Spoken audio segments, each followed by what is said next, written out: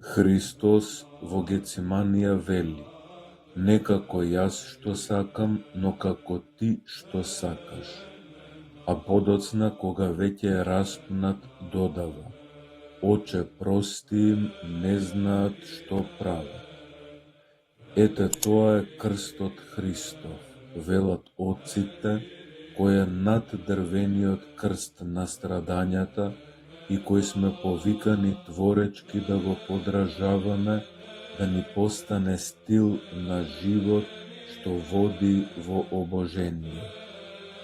Непријателите Христови се сопираат, се сопнуваат на крстот како на инструмент за убивање.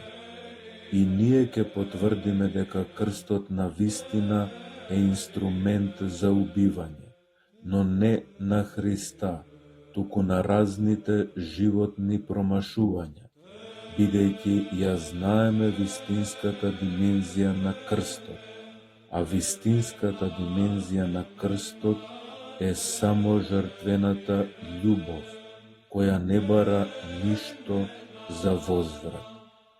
Крстот го согледуваме веќе при моментот на создавањето на човекот од страна на Бога на слободата.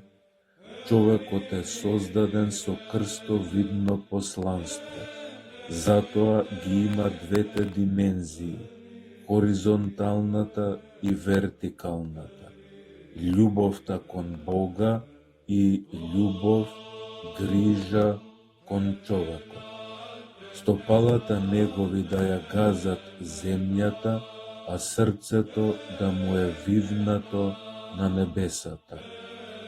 Како што облаците го затемнуваат сонцето, така и острастеноста ја затемнува човековата словесност.